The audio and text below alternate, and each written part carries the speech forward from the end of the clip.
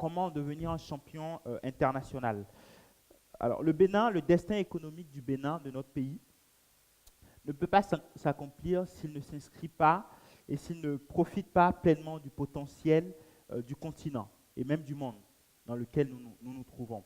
Le Bénin, vous le savez, se situe dans différents espaces économiques qui offrent des potentialités, qui offrent des facilités. Et donc, l'enjeu de ce workshop, de cet échange, ce sera de discuter justement de comment profiter de ces potentialités pour voir justement au-delà du Bénin. Commencer éventuellement au Bénin, donc start local, commencer au Bénin, penser régional et aller vraiment panafricain et international. Et donc nous avons, pour animer ce workshop, cet échange, Grace Wallace, donc, qui est présidente de KF Group. Je vais la laisser présenter un peu plus ce qu'elle fait. Ulrich Adjovi, qui est le président du groupe Empire, et Lionel Chobli, qui est le président du cabinet Optimum. Donc, première question. Alors, parce que le sujet, on va le faire un peu comme une dissertation, pour le coup. De champion local, comment on passe à champion international. Avant de devenir un champion régional ou international, il faut d'abord être un champion local. Je vais donner la parole peut-être à Ulrich. Ulrich en premier lieu. Ulrich, vous êtes un entrepreneur connu au Bénin, un entrepreneur à succès, vous êtes un champion local, on peut le dire. Comment avez-vous réussi à devenir un champion local? Merci à monsieur le modérateur. Je voudrais commencer d'abord par féliciter M. Wanou et son équipe pour cette belle initiative qui nous permet d'être ici devant vous. Nous avons déjà participé à plusieurs forums dans des pays fortunés et je suis fier de dire à M. Wanou que nous tous, jeunes, à qui il donne cette possibilité, nous l'accompagnons et remercier la richesse des gens ici présents depuis hier et l'encourager pour que ça se passe comme ça l'année prochaine aussi et encore mieux. Comment passer du champion local au champion sous-régional? Comme vous l'avez dit tout à l'heure, il est important d'être d'abord champion local dans son pays avant d'aller à l'international. Le groupe Empire que je dirige est un groupe qui est uniquement dans le divertissement et dans l'industrie des événements. Donc, nous sommes un groupe qui a choisi ce secteur-là. Pourquoi? Parce qu'on s'est rendu compte que le domaine du divertissement n'était pas assez professionnalisé. Il a dit M. Zézé tout à l'heure, pour créer un business, il faut d'abord créer une opportunité, il faut répondre à un besoin. Et on s'est rendu compte qu'en Afrique, il n'y avait pas de groupe assez professionnel dans le divertissement. Le groupe Empire, c'est des restaurants, c'est des salles de jeux, c'est une chaîne hôtelière maintenant, c'est des salles de distraction, c'est des salles de spectacle, c'est des salles de fête, c'est tout ce qui concerne l'événementiel et la distraction. Vous avez un mariage, vous avez un anniversaire, vous avez un baptême à faire, vous avez un enterrement de vie de jeune fille, de vie de garçon. Tout ce que vous avez à organiser, pensez au groupe Empire. Je profite pour faire ma pub. Pensez au groupe Empire, on est là pour vous aider. On vous envoie la facture. Pensez au groupe Empire, on est là pour vous aider à moins de coûts. Pourquoi? Parce que le groupe Empire, c'est un réseau d'entreprises qui s'intègre. On a choisi de produire tout en interne. La société de sécurité qui s'occupe par exemple des sites du groupe Empire, c'est une société qui appartient au groupe Empire. On a une société de communication, tous les services liés à l'événementiel, on a essayé de le développer en interne pour pouvoir offrir à nos clients des coûts compétitifs. Parce qu'on s'est rendu compte que si on n'avait pas cette plateforme qui permet de s'intégrer, de pouvoir être à l'aise dans l'organisation des événements, on ne pouvait pas y arriver. Alors, au Bénin, sans prétention, on a aujourd'hui peut-être 50% de part de marché de ce secteur-là en général. Et il fallait faire du bruit, faire un peu de bruit pour que ce modèle économique soit exporté à l'international. Ce genre de métier que nous faisons, moi j'appelle ça souvent des accélérateurs d'affaires. Pourquoi? Parce qu'aujourd'hui on est présent dans 5 pays, mais tous mes partenaires que j'ai eus dans ces pays-là ont été trouvés au Bénin. Je suis au Calypso, par exemple, un monsieur vient de la Côte d'Ivoire, me dit, ouais, Ulrich, ce que tu fais là, c'est très bien, j'aimerais avoir ça en Côte d'Ivoire. Une plateforme aussi intéressante. On échange, on trouve les contours d'association, je vais là-bas et ça s'organise. Aujourd'hui, ça s'est organisé comme ça pour tous les business qu'on a. Ce que nous faisons là, il n'y a pas ça au Burkina, il n'y a pas ça dans plusieurs pays d'Afrique, au Niger, non. Et ces pays sont demandeurs. Et pour que ces pays puissent nous demander, il faut d'abord être un champion local et développer et vulgariser ce qu'on fait. Et vulgariser. Maintenant, je pense qu'après, les difficultés qu'on pourrait avoir sur ce genre de métier, qui sont divers, ça dépend du pays. Au Bénin, les difficultés qu'on a ici, on le connaît tous. Donc, on aura l'occasion d'en parler longuement. Je ne sais pas si j'y vais en même temps ou après, dans le déroulement, on y reviendra. Très bien. Voilà. Très bien. Donc, vous pensez que c'est le relationnel qui est au cœur, en tout cas l'une des clés. C'est une clé fondamentale parce que moi, je dis toujours qu'il n'y a aucun business que moi je fais où je suis seul. Je suis toujours en association, quel que soit le business. Le Calypso, j'ai un associé. À Lomé, j'ai un associé. Au Nigeria, j'ai un associé. J'ai toujours des associés. Le business, c'est d'abord les relations en Afrique. Donc pour moi, on gagne beaucoup plus de temps à avoir un associé local qu'à essayer d'aller tout seul. Et je pense que c'est ce que je recommande à tout un chacun de nous. Quand on va dans un pays, trouver le cadre juridique pour le partenariat, mais pour moi, il est plus important d'avoir un partenaire, on va beaucoup plus vite. Et après, pour la sécurisation des sites, c'est toujours important d'avoir un partenaire local qui veille au grain. Vous voyez, voilà. Très bien. Excellent. Merci pour ce premier partage. Grâce, vous dirigez KF Group. Vous êtes aussi une championne locale, même si vos activités, vous êtes beaucoup plus connus pour vos services à l'étranger. Mais parlez-nous aussi de vos débuts. Ça pourrait être assez intéressant. Alors, bonjour. Je suis Grace Wallace et je suis créatrice de mode. Et j'ai commencé il y a 12 ans. Je suis la fondatrice de la marque de vêtements de luxe Grace Wallace. Alors, c'est vrai. Au début, j'ai eu l'idée de commencer à faire dans la mode parce que j'aimais beaucoup. Et il ne fallait pas faire la mode pour faire la mode parce qu'il y en avait plein qui le faisaient déjà. C'était quoi la valeur ajoutée? J'ai cherché à créer une gamme de vêtements prêts à porter, portables et chez nous, en Afrique, comme à l'Occident.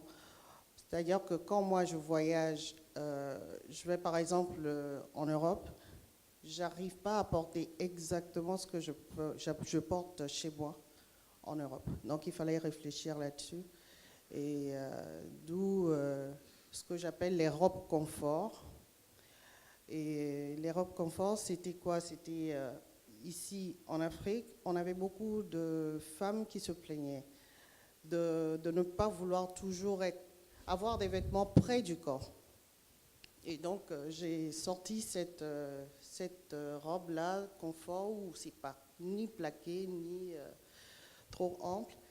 Et pour pouvoir le porter en Europe ou ailleurs, avec la touche de wax qui reflète l'Afrique.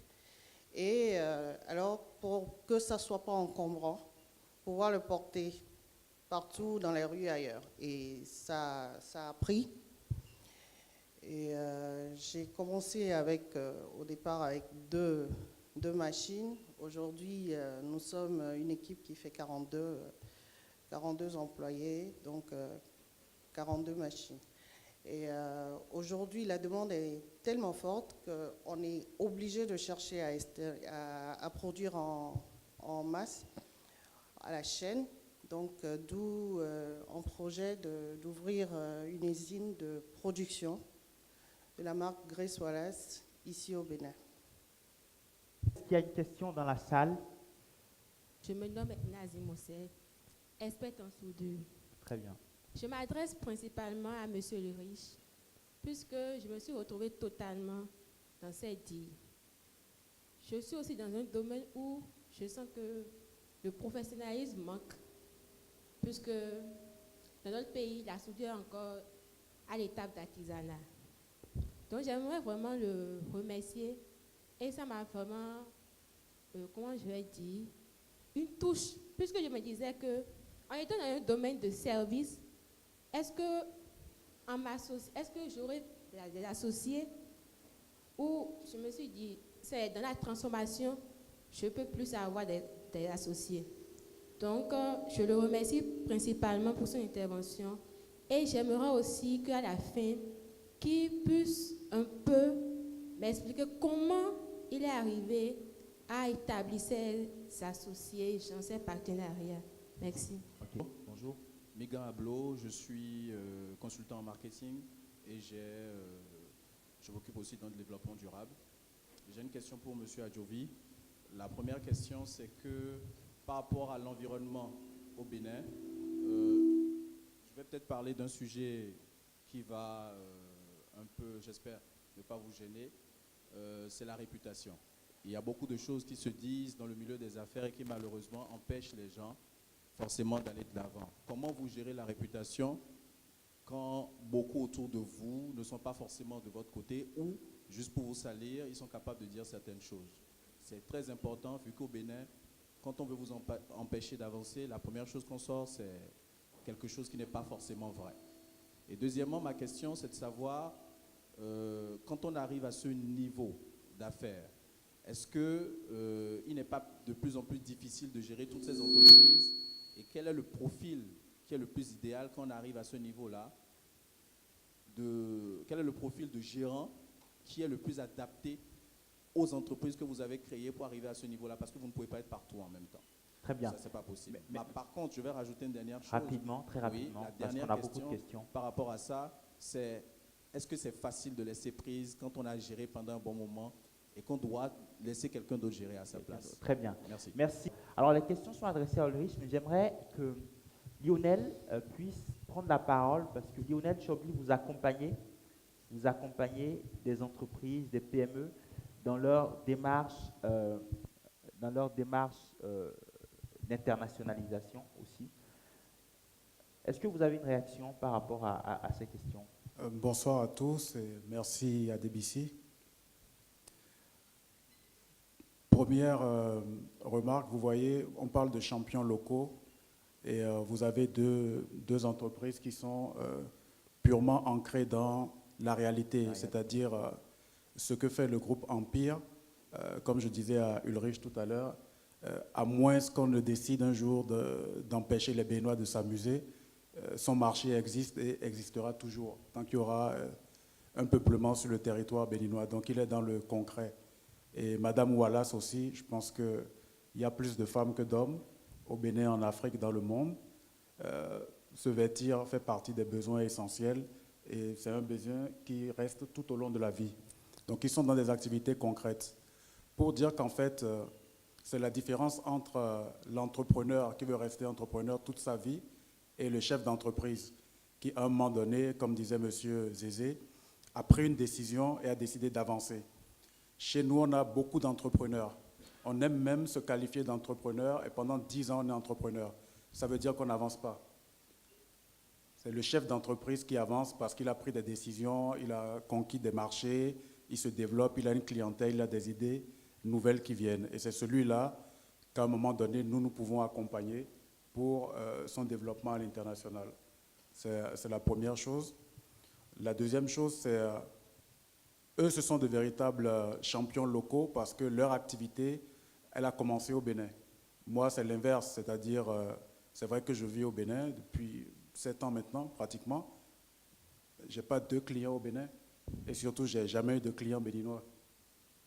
Donc, c'est plutôt l'inverse. C'est un choix de vivre au Bénin parce que je suis béninois, parce que j'ai des raisons, j'aime le Bénin, j'ai ma famille au Bénin, je crois au potentiel du Bénin. Je pense qu'à un moment donné, cette option-là d'être au Bénin va être plus profitable qu'autre chose, mais la réalité de l'activité que j'ai n'est pas béninoise, la réalité de la clientèle que j'ai n'est pas béninoise, elle est plus régionale, sous-régionale ou internationale. Donc ça montre 2 choses en fait. Ceux qui sont purement ancrés dans le territoire ont des opportunités et ceux qui savent faire quelque chose peuvent aussi s'établir au Bénin et continuer à travailler aux meilleurs standards ou dans les conditions et avoir leur activité, leur clientèle et se développer. Donc pour dire que le Bénin n'est pas un trou noir de l'économie ou un trou noir des potentialités ou un trou noir des investissements, tout dépend de la stratégie que vous avez pour vous-même et les moyens que vous vous donnez.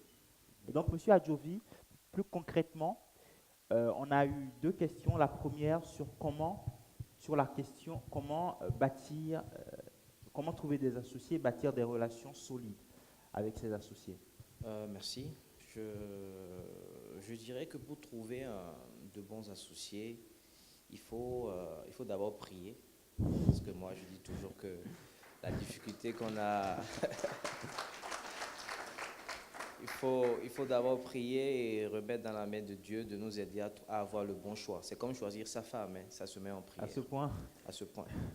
Et moi, je pense qu'au-delà de ça, quand vous rencontrez quelqu'un, ce qui se passe en général dans nos pays, c'est que les associations sont, on va dire, verbales. On se rencontre, on dit voilà, on va faire telle chose ensemble. On ne prend pas le temps de voir tous les contours et d'acter ça. Il faut prendre le temps, quand on n'a pas les compétences, de se rapprocher des hommes compétents dans le domaine pour pouvoir nous accompagner dans l'association. Parce que quand ce n'est pas acté, tout de suite on se sépare. Parce que pendant l'association, il y a toujours des difficultés. Même un mari et sa femme à la maison, il y a toujours des moments de difficultés. Et c'est l'acte de mariage qui fait qu'on réfléchit à 2 fois avant de se séparer. C'est pareil dans les affaires. Il faut prendre le temps de trouver le bon associé, mais de prendre le temps de voir tous les contours autour du business qu'on a envie de faire. Acter ça avant de démarrer. Vous voyez? Et moi, j'invite les Béninois que nous sommes à trouver le moyen de s'associer à chaque fois. Je reçois dans mon bureau depuis un moment une dizaine de startups dans le domaine du digital. Ils viennent me voir, les jeunes, que je suis aussi. Ils disent, Monsieur Adjovi, vraiment, c'est parce que c'est vous que je veux vous montrer ce que je fais. Il prend son ordinateur, il tourne, il regarde si la personne à côté, il me montre. Regardez, c'est parce que c'est vous, hein, Monsieur Adjovi. Sinon, je ne vais pas montrer. Hein. Il regarde. Un deuxième vient, il développe la même application. Tu reçois une dizaine de développeurs qui développent la même application, mais chacun d'eux ne sait pas que l'autre est déjà en train de développer ça. C'est pour ça qu'il faut trouver des créneaux pour qu'ils puissent se rencontrer et ne pas travailler sur la même chose. Il faut qu'on travaille ensemble. Je préfère aller prendre 15% d'action chez toi sur l'action que tu développes, sur l'application que tu développes, et que tu prennes 15% chez moi pour que j'ai le temps de m'occuper d'une application et être enfin spécialiste dans un domaine. Donc moi, je demande à ce que les jeunes, entre eux, puissent travailler ensemble. Merci. Merci. Grâce. Alors, est-ce que vous avez des associés au sein de KF Group? Alors, au sein de KF Group, on est en train de développer un système de partenariat. Pour l'instant, on n'a pas encore d'associés en tant que tel, mais on développe un système de partenariat pour pouvoir s'exporter dans d'autres pays. Très bien. Et je pense que d'ici l'année prochaine, tout sera en ordre. Ouais. En ordre, très bien. Vous avez une réaction par rapport aux différentes questions? Oh, je pense que M. Adjovi a été clair. A été assez clair Ouais. là-dessus. Très bien. D'autres questions dans la salle? Alors, ma question, c'est beaucoup plus par rapport à l'intervention de M. Adjovi. Concernant les associés, comment arriver à travailler avec les personnes qui ont la même idée que toi et qui plus tard ne vont pas quitter ce que vous vous êtes entendu pour faire et aller faire leur affaire à part. Parce que je suppose, j'ai des amis, on a la même idée, personne ne veut travailler pour personne. Mais voilà, on se met ensemble pour faire quelque chose. Non, il y a cette crainte-là. On commence aujourd'hui, mais demain, est-ce qu'il ne va pas quitter, aller faire la même chose que moi? Est-ce qu'il ne va pas aller voir d'autres personnes? Alors, comment arriver à gérer ça? Merci beaucoup.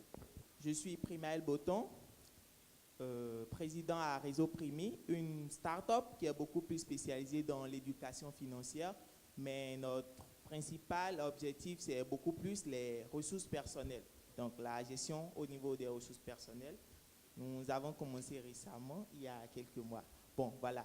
Donc, ma question, c'est beaucoup plus, pas plus tard qu'il y a un mois, quelqu'un m'a contacté depuis la Côte d'Ivoire pour me dire que, voilà, ce que je fais, il est bien intéressé à pouvoir implémenter cela dans son pays. Donc, il voudrait quand même être mon associé. Donc, ce que je voudrais demander, c'est comment est-ce qu'il y a des astuces pour pouvoir savoir, OK, déjà au début, c'est un bon partenariat qu'il faut faire avec cette personne-là, ou comment est-ce qu'il faut s'assurer quand même que... Comment s'assurer qu'on a un bon bon associé. quelqu'un de fiable? En fait, ce n'est pas une question, c'est plutôt une contribution. Parce que comme on est sur les stades, on parle aujourd'hui des PME, ce que M. Adjovi vient de dire, capital, en fait. Ça fait qu'aujourd'hui, plusieurs boîtes PME n'arrivent pas à se développer en termes de besoin de financement parce qu'on a cette manque d'association. Aller seul n'est pas chose évidente, mais nous comprenons, on a une culture qui justifie en grande partie. Alors moi, ce que je voudrais demander à tout le monde ici, c'est de vraiment faire un travail sur nous pour qu'on puisse travailler en association. Parce que vous allez avoir quoi, je vais prendre encore une minute parce que je sais que c'est quelque chose de très important pour nous tous. En fait, vous prenez des projets où l'homme en coup de route s'est trompé sur le projet ou peut-être s'est retrouvé un peu plus de... Mais le banquier n'a plus confiance parce qu'en temps, cet entrepreneur ne lui a pas dit la vérité. Donc, peut-être que ce qui se crée en ce moment, c'est d'avoir un besoin supplémentaire de financement qu'un partenaire qui a un peu de capital peut lui apporter. Mais comme il y a ce problème entre nous, on ne veut pas s'associer, on ne veut pas montrer à l'autre ce qu'on est en train de faire, ça fait que les projets capotent, les financements ne suivent pas et tout tombe à l'eau. Donc, j'aimerais bien que, si on a le temps, qu'on réfléchisse sur ces éléments, comment trouver les moyens, de façon culturelle, qu'on puisse au moins créer plus d'associations. Et je pense que ça va être... Comment créer plus d'associations pour faire émerger les champions locaux? Ou pour faire émerger nos entreprises. Pour faire émerger nos entreprises. Nos projets. Très bien. Je vous remercie. Très bien. Bonsoir. Bonsoir. Nolwenn Kapochichi, je suis digital marketer et je suis beaucoup plus dans la mode qu'ailleurs. Donc, je suis très intéressée par Madame Grace Wallace et j'ai quelques questions pour elle. Alors, je voudrais savoir, a priori, comment elle fait pour lutter contre le plagiat. C'est une question qui me dérange beaucoup et je voudrais qu'elle me parle un peu qu'elle nous parle un peu des stratégies qu'elle utilise pour lutter contre le plagiat ou pour quand même s'en sortir.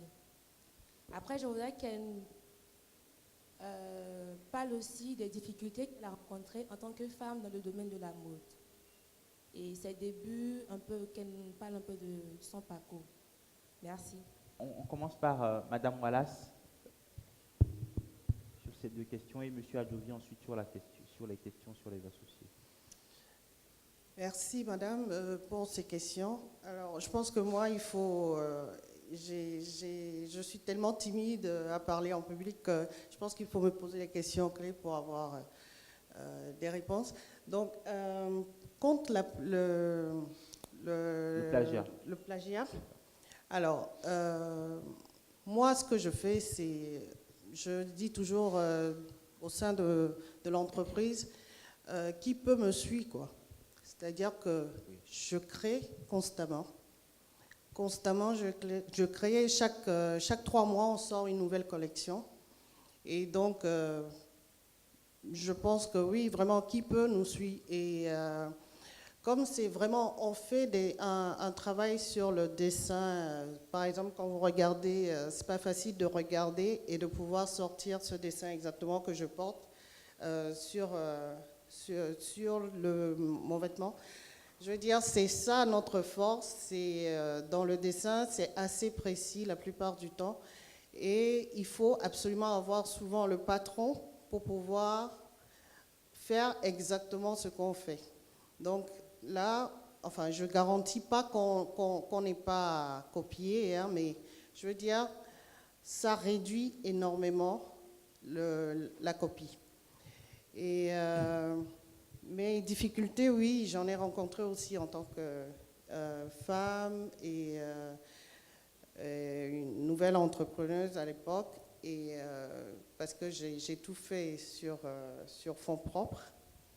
Et j'ai commencé avec beaucoup de difficultés, mais bon, comme disait M. Zézé tout à l'heure, je pense que le plus dur, c'est de décider de commencer un truc.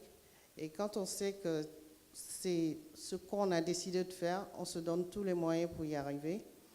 Et moi, j'étais mère de 3 enfants à la base, à l'époque, et ils étaient en bas âge. C'était difficile de pouvoir combiner tout ça, et le travail, et ma vie de femme, ma vie de mère, je dirais.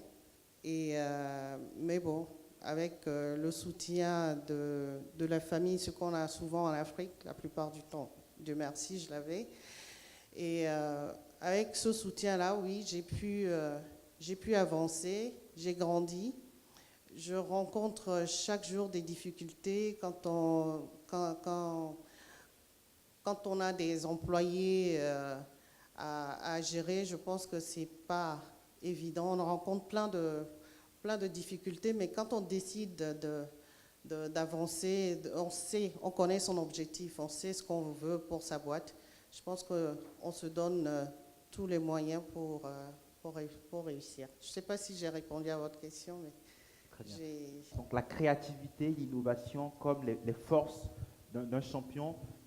Lionel va réagir là-dessus, mais avant peut-être répondre aux 2 questions sur la question des associés. Ulrich.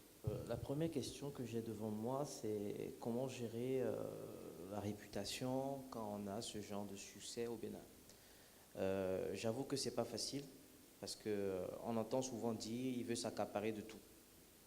Mais en réalité, comme je disais tout à l'heure, si tu n'as pas la possibilité de développer toute une plateforme, tu ne peux pas t'en sortir. Donc cette manière de toujours jeter l'opprobre sur les autres, on est habitué. Ça ne date pas d'aujourd'hui. Et comme disait Mme Wallace tout à l'heure, le plus important est de foncer. Quoi qu'on dise, il faut avancer. Il faut avoir un objectif, tracer l'objectif et avancer. Et si vous avez la possibilité de suivre, allons-y, parce que plus il y a de la concurrence, et mieux c'est. Et nous, on a besoin de concurrence pour chercher de nouvelles idées. Donc moi, j'encourage tout un chacun de nous à venir dans les mêmes domaines, mais choisir chacun une spécialité. Oui. La deuxième question, c'était comment gérer les difficultés de gestion des entreprises, comment trouver le bon gérant. Nous, au groupe Empire, on a développé une stratégie parce qu'on s'est rendu compte que les pays africains sont des pays particuliers. Moi, je dis toujours qu'un entrepreneur qui a réussi en Afrique, et surtout au Bénin, peut réussir partout dans le monde. Parce qu'ici au Bénin, il faut être professionnel, c'est vrai. Il faut gérer toutes choses, c'est vrai. Mais même si tu as fait Harvard, tu viens au Bénin, le Bénin va te montrer qu'il a les moyens de contourner tes manières de procédure.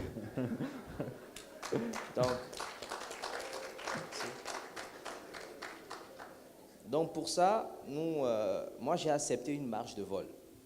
Je suis financier de formation, je suis expert en ingénierie financière, mais j'ai compris qu'au Bénin, pour développer son activité, il faut accepter une marge de vol. Parce que plus le collaborateur sait qu'à la fin du mois, il a un petit déçu sur son salaire, il prie pour ta maison et il est déçu tout le temps. Moi, je félicite souvent mes collaborateurs qui viennent me dire « Monsieur, j'ai acheté une voiture, monsieur, je suis en train de construire, venez voir mon chantier. » Moi, ça me fait plaisir. Pourquoi? Le soir, quand je vais au Calypso, je vois tous les serveurs prendre leur téléphone, acheter un crédit de 500 francs et commencer à appeler les clients pour leur dire « Monsieur, venez, aujourd'hui c'est vendredi, venez, je vous attends. » Pourquoi? Parce qu'il sait que quand le client viendra, il a son entreprise dans mon entreprise. Donc, moi, c'est une stratégie que j'ai développée pour créer un sentiment d'appartenance au niveau des employés, ce qui fait que je n'ai pas besoin d'être partout au même moment, parce qu'eux tous prennent l'entreprise pour la leur. Et ils se battent pour ça. Moi, ça m'arrive de voyager 4 mois, et je gagne encore parfois plus d'argent que quand je suis là. Pourquoi? Parce qu'eux tous savent que c'est leur entreprise, ils se battent pour ça, et chacun s'en sort autour de ça. Mais mettre des manières de procédure dures, et tu veux bloquer tout le monde, d'abord, ça t'empêche d'aller faire autre chose. Parce que tu es propriétaire d'un restaurant, tu es dans le restaurant 24/24, tu ne veux pas bouger parce que tu as peur qu'on te vole. Finalement, tu ne peux pas en faire 2-3. Mais quand tu acceptes la marge de vol, ça te permet de développer plusieurs autres entreprises. Je préfère gagner 90% partout que d'avoir une seule entreprise et de rester là, de dire je suis le boss. Donc, c'est un peu ça qu'on a essayé de développer aujourd'hui. Ça nous permet d'avoir plusieurs points de vente et puis on n'arrête pas. Après, trouver le bon gérant, c'est aussi une difficulté parce que souvent, comme on dit souvent, la formation est un problème que nous avons. Je crois que le groupe Empire a décidé à l'horizon décembre de créer une école de formation sur les métiers de service. Parce qu'aujourd'hui, on a le savoir-faire, mais on n'a pas suffisamment de personnel pour pouvoir aller à l'étranger. Donc la formation est une chose importante aujourd'hui que nous voulons. Nous avons trouvé une école française qui veut s'associer avec nous pour créer une école ici en Afrique, enfin au Bénin, le siège, pour pouvoir former nos amis, nos frères, nos jeunes sur les métiers de service, parce que ça s'apprend. Donc on passe plus de temps au Bénin à former qu'en Côte d'Ivoire, par exemple, où j'ai des entreprises où tout de suite tu as de la compétence. Mais ici, il faut prendre le temps de former, d'expliquer, de faire comprendre, parce que le Béninois, on est tous Béninois ici, le Béninois a un caractère très fort. Donc pour pouvoir lui enseigner la chose, il faut trouver la manière, parce que tout de suite tu le frustres. Vous voyez, donc on n'a pas les mêmes difficultés dans chaque pays. Les difficultés que j'ai au Bénin, ce n'est pas les mêmes que j'ai ailleurs. Voilà. Très bien. Le responsable de la Société Générale a effleuré le sujet, parce que pour devenir champion local, il faut pouvoir se financer. On en a parlé, on en parle depuis hier. Mais pour devenir champion régional, international, c'est une question qui se pose. En effet, mais si vous permettez, je vais rebondir sur des choses qu'ont dites Madame Wallace, à qui je dis déjà toute mon admiration, parce que les femmes ont envie, besoin et savent entreprendre. Mais elles ont dans notre société tellement de contraintes que c'est une barrière. Alors qu'en réalité, les véritables champions locaux du Bénin pendant des années qui tiennent l'économie béninoise, c'est les femmes du marché d'Antokwa.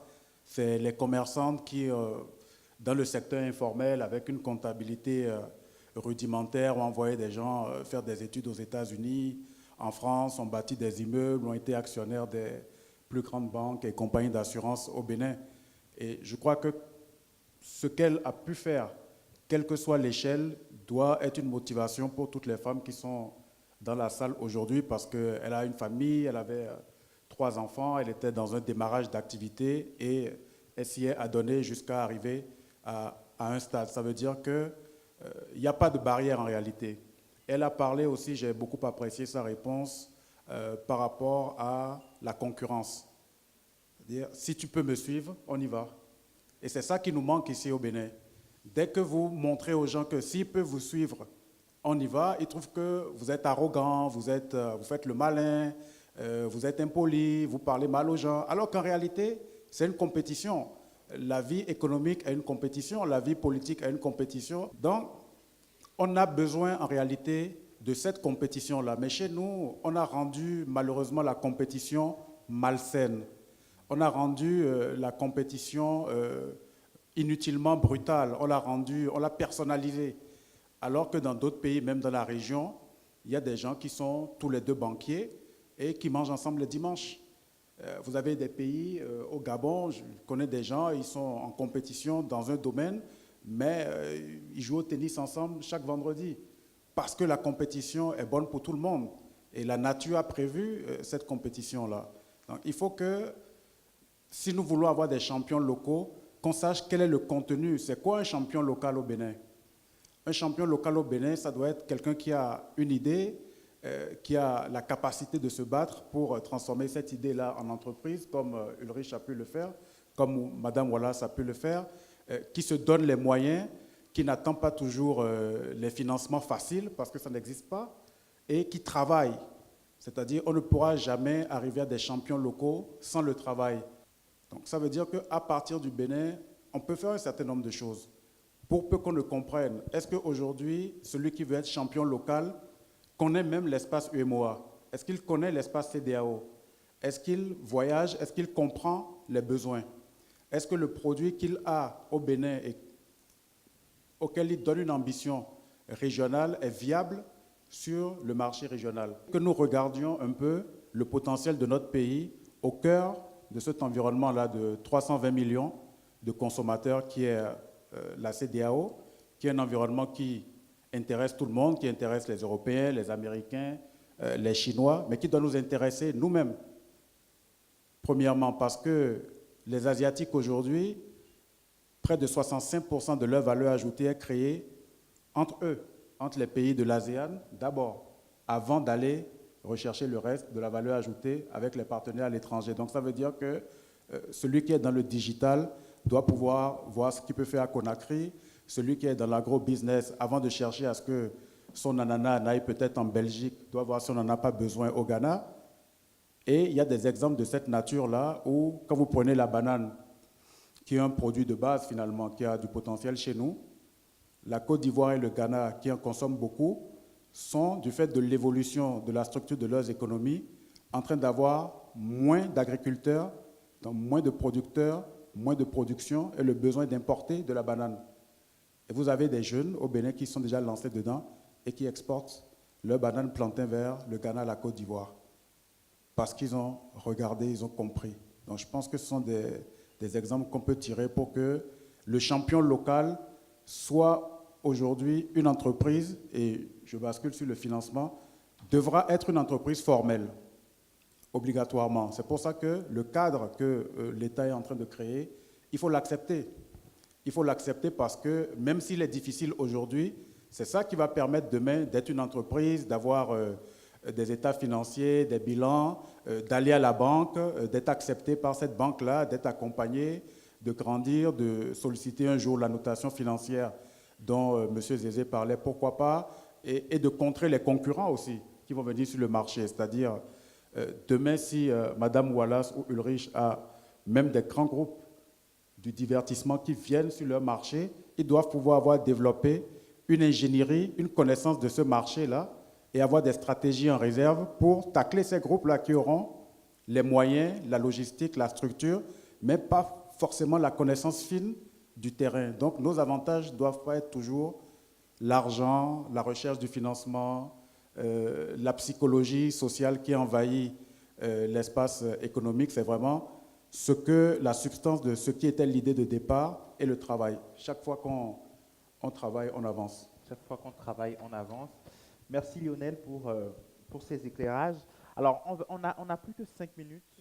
5 minutes, donc on va prendre très rapidement par rapport à ces différentes interventions. Allez, 3 questions. Dans le domaine du divertissement, vous n'êtes pas sans savoir qu'après une fête, il y a toujours des envies secondaires. Comment est-ce que le groupe Ampi peut se mettre en collaboration avec une société qui voudrait investir dans ce genre de domaine-là? Quel genre de domaine? En Allemagne, la prostitution, c'est un métier. C'est vrai qu'au Bénin, ce n'est pas légalisé, mais nous savons que les gens font la prostitution de leur métier. C'est vrai que je participe à un panel ce soir, je clôture la séance, mais avant ça, j'aimerais apporter un plus, juste un petit plus à une question que Lionel a soulevée. C'est pourquoi nous n'avons pas de champions régionaux.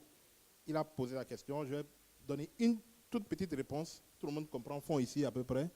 C'est parce que je pense que c'est culturel. Chez nous, nous pensons que Tchekpenloa est au Kwemi. Et nous restons sur ce petit truc et nous n'avons pas de vision à long terme, nous n'avons pas de grandes ambitions. Voilà ce que je pense. Monsieur Adjovi, j'ai suivi le reportage sur Canal, s'enrichir tout en s'amusant. Qu'est-ce que ça vous a coûté d'être là où vous êtes aujourd'hui? Est-ce que la rentabilité a été immédiate chez vous? Mais comment vous avez fait au début? Merci. Il y a une question qui a été posée tout à l'heure et les espérances que j'avais, je ne les ai pas forcément eues. Alors, je voudrais savoir, qu'est-ce que vous faites spécialement vous et peut-être secondairement les autres de d'autres corps, la propriété intellectuelle. Est-ce que vous pensez que ça va aider les jeunes entrepreneurs de maintenant à contrecarrer la concurrence et essayer d'avancer un peu plus rapidement? Je suis la coordonnatrice de l'organe consultatif de la jeunesse au niveau du département de l'Atlantique. Alors, j'ai juste une question à l'endroit de Mme Wallace. Ma question est la suivante.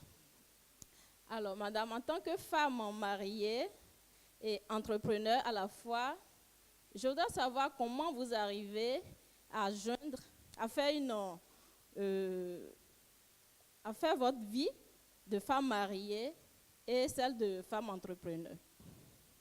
C'était à l'endroit de M. Adjovi. Vous demandez qu'on puisse s'associer pour faire les choses, c'est vrai. Je vous donne mon cerveau, je vous donne 90% du business, et vous avez un divertissement en maison close, et escort girl et escort boy. Parce que mon grand-père dit toujours, si vous faites de la nourriture, les gens mangent, les gens tombent malades et en dessous de la ceinture, ça vit toujours. Nous n'avons pas au Bénin un divertissement en dessous de la ceinture bien cadré. Donc si le groupe Empire a envie d'avoir une branche de divertissement en dessous de la ceinture, vous avez le business qui est dans ma tête et écrit, vous avez 90% et je garde 10%. Mais je n'ai pas le cash. Donc, on va répondre aux questions très rapidement parce qu'on a un panel derrière et le temps file.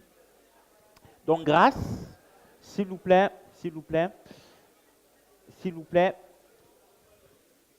Donc, on va laisser nos intervenants répondre aux questions. Donc, Grâce, on a 2 questions pour vous. La première sur, s'il vous plaît. Donc, la première question sur la propriété intellectuelle.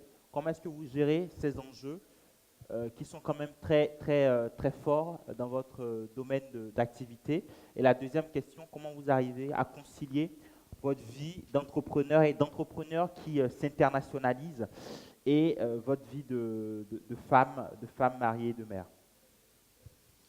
Alors, c'est récent. J'étais en train d'en discuter justement avec mon avocat, on est dessus, mais sauf qu'il m'a appris tout récemment qu'en fait, on ne peut pas déposer chaque modèle. On va peut-être déposer la marque, on est en train, là, la marque est déposée bientôt, mais contre tout ce qui est copie, on ne peut pas déposer chaque modèle parce qu'en fait, ça demande énormément de temps. Déjà, et déposer chaque modèle. Moi, par exemple, je sors 4 collections par an. S'il faut que je dépose chaque modèle de cette collection-là, c'est quasiment impossible, en fait. Donc, pour ce qui concerne les copies, je pense que si j'ai un conseil à donner, par exemple, à ceux qui sont dans le même milieu à peu près que moi, c'est de travailler beaucoup plus sur le produit pour que le produit ne soit pas facile à copier. Et moi, dans ce domaine-là, déjà, on est très visible dès que le produit sort. Nous sommes sur les réseaux sociaux. Nous travaillons énormément dessus parce qu'on essaie de gagner d'autres clientèles par là, mais tout en montrant que c'est du Grace Wallace. Et souvent, aujourd'hui, bien qu'on n'a pas déposé certains modèles, mais c'est des modèles, même quand c'est copié, ça se ressent tout de suite. Et ça, c'est le travail qu'on a développé pour que ça se ressente justement quand c'est une copie. Et je sais pas si j'arrive à vraiment me faire comprendre, mais en fait, c'est surtout sur le produit qu'il faut travailler. Et donc, déposer la marque, ça c'est important. Et malheureusement, on ne pourra pas déposer tous les modèles. Et voilà. Mais par contre, je voulais apporter un complément à la réponse que j'avais donnée à madame. Aujourd'hui, moi, quelqu'un un jour m'avait dit ton téléphone, c'est un outil de travail.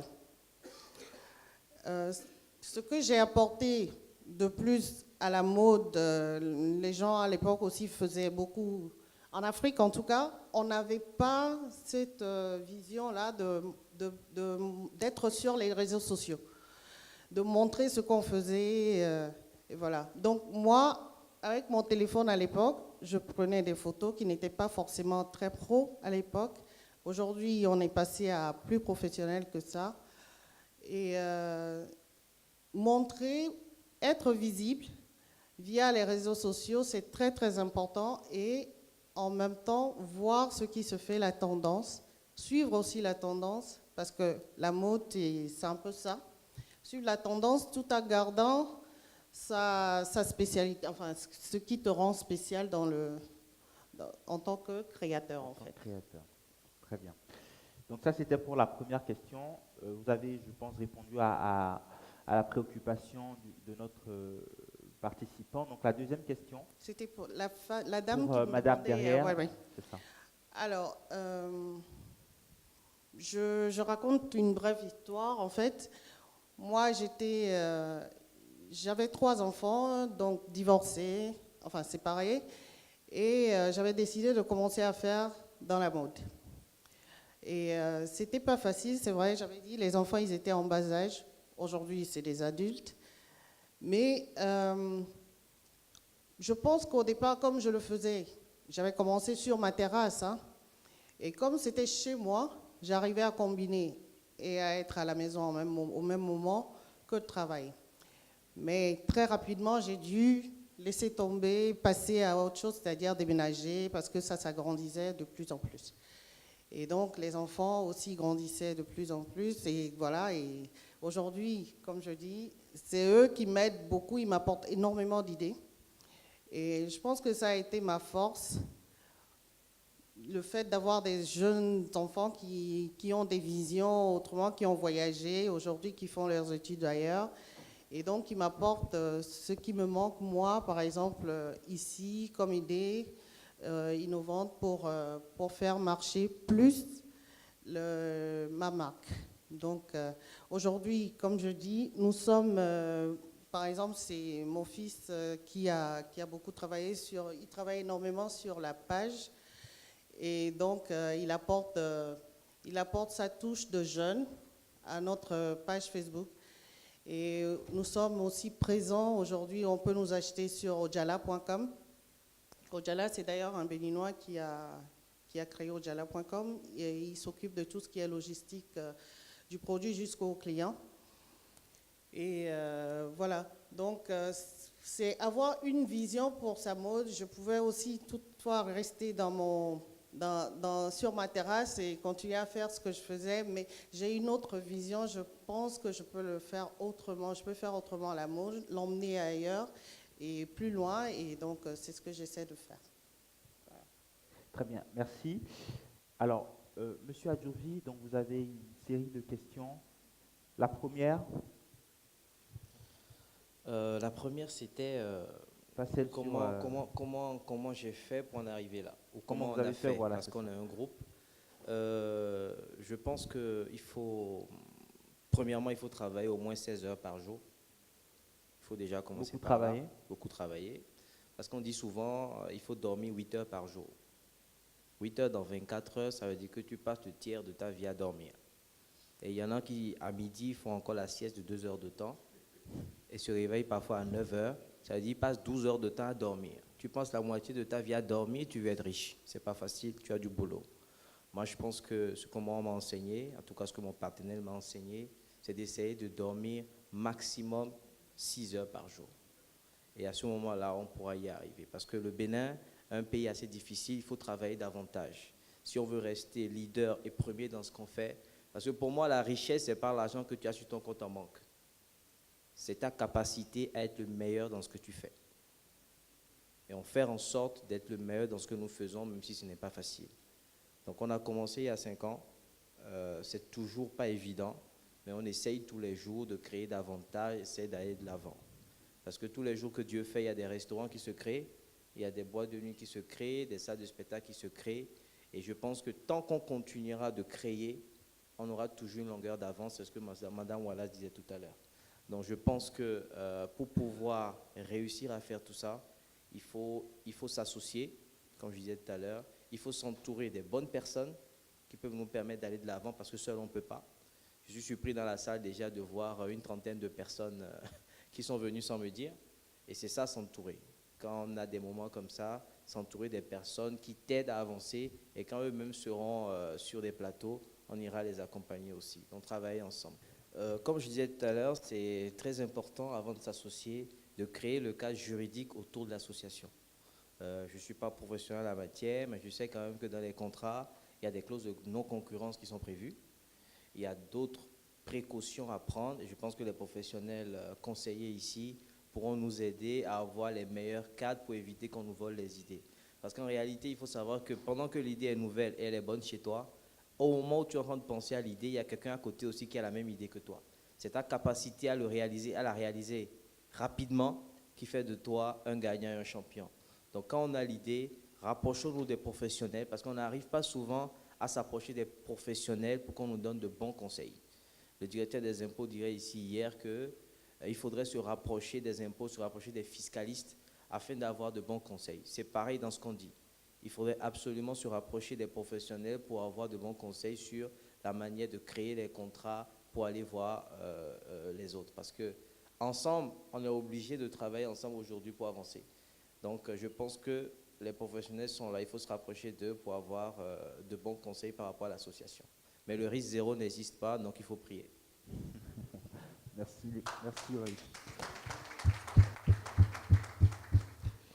Et donc Lionel, quelques éléments de réponse, d'appréciation sur les questions et sur les réponses qu'ont apportées Ulrich et Grace. Non, déjà, je crois que les deux sont vraiment dans des activités très opérationnelles. Et donc, ça suscite des questions. Quand vous voyez la question de la concurrence, Madame Wallace a donné en réalité la bonne réponse. Vous pouvez avoir, les Chinois ont enregistré je ne sais pas combien de millions de brevets, les Américains en avaient enregistré avant, les Européens aussi. En réalité, ce qui fait la différence, c'est la capacité à produire, à faire le marketing derrière et à vendre à un prix qui assure la rentabilité, à gérer ensuite cette entreprise-là pour dégager de quoi investir dans la recherche-développement. Vous sortez iPhone 6, vous sortez iPhone 8. Au moment où on sort le iPhone 9, on sait que le 12 est en fait déjà prêt, ou en tout cas est déjà en cuisine quelque part. C'est ça que nos entrepreneurs, nos chefs d'entreprise, à leur échelle, doivent intégrer. Le monde de l'entreprise, la vie économique n'est pas une question de famille ou de cours d'école où on a des inimitiés à vie, on peut contrôler la concurrence, on peut se battre à la dernière sonnerie pour régler les différends. Non, c'est une compétition qui est ouverte et l'Afrique devient et deviendra le terrain de la prochaine compétition économique. Tout le monde le sait, on a la démographie pour, on a les matières premières, on a même les idées. Quand on voit tout ce qui a été présenté ici ce matin, tout ce qui a été discuté sur les opportunités qu'offre le haut débit, etc., et autres sur les capacités d'innovation de nos entrepreneurs. Donc la réalité, en fait, c'est comment est-ce qu'ils travaillent. Vous avez, il y a 40 ans, des pays comme la Corée du Sud qui étaient aussi pauvres ou plus pauvres que nous. La Malaisie, l'Indonésie, ils étaient au même niveau que nous. Qu'est-ce qu'ils ont fait pour s'en sortir? Comment est-ce qu'ils ont travaillé?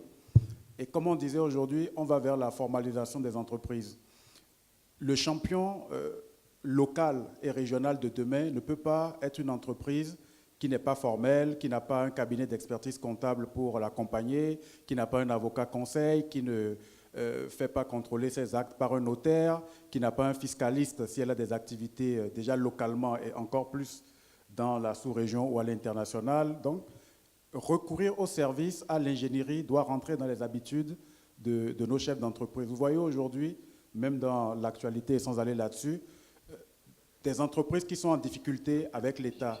Mais en réalité, vous vous rendez compte que la nature même de ces entreprises, la façon dont elles étaient organisées depuis des années, a contribué pour une large partie à les exposer à ces litiges-là aujourd'hui, même s'il peut y avoir ça et là d'autres contingences qui s'y ajoutent. C'est la première chose. Donc la concurrence, il y en aura toujours. C'est la créativité, c'est l'idée, c'est l'énergie que vous mettez. C'est-à-dire, vous êtes obligé de travailler. Il n'y a pas d'autre alternative. L'idée, à elle seule, ne suffit pas.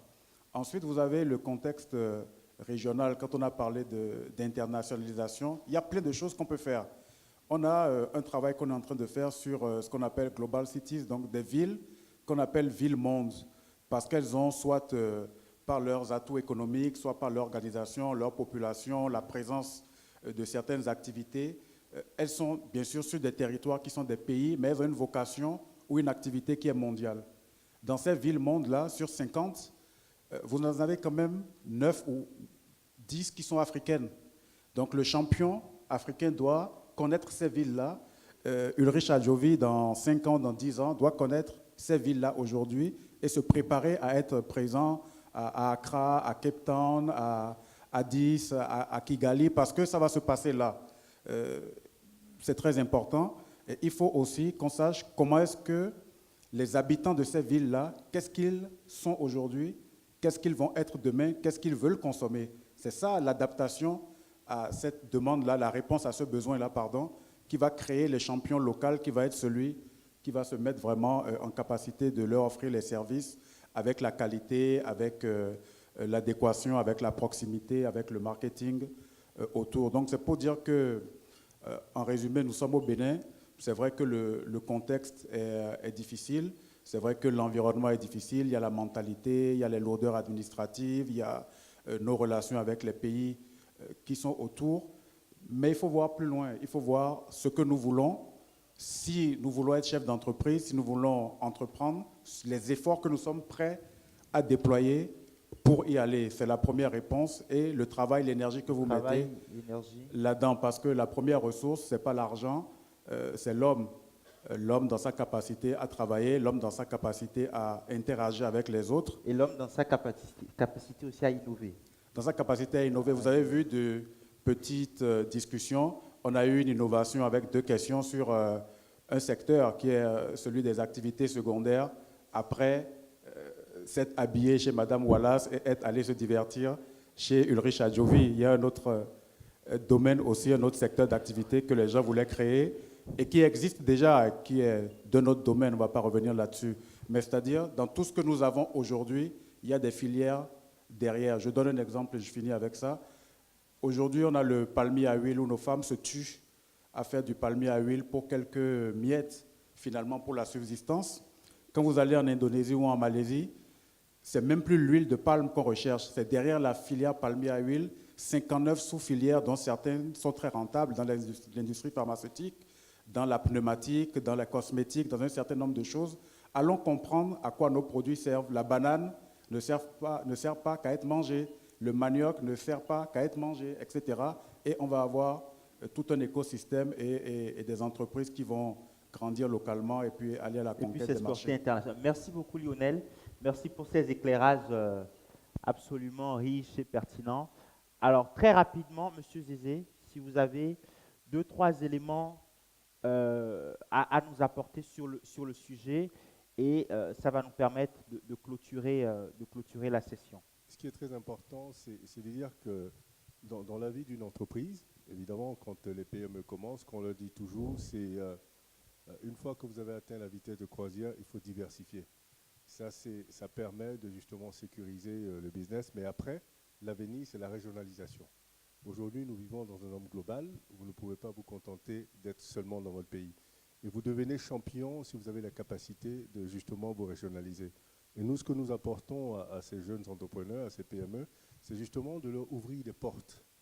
Justement, de par notre notoriété aujourd'hui, il leur permet de pouvoir rencontrer des gens qu'autrement, ils ne pourraient pas rencontrer, leur proposer des opportunités qu'ils ne pourraient autrement pas atteindre d'eux-mêmes. Donc, notre rôle derrière, c'est un rôle, si vous voulez, de soutien moral et de soutien aussi administratif, on va dire. Donc c'est la valeur ajoutée que nous apportons à ces jeunes entrepreneurs, parce que l'idée c'est d'avoir plus de champions africains on aura, plus solides nos secteurs privés seront, et plus rapidement on va se développer. Merci Grace Wallace de nous avoir honorés de votre présence, de vos éclairages, de votre expérience aussi. Merci Ulrich Adjovi pour ce moment de partage. Merci Lionel pour vos insights.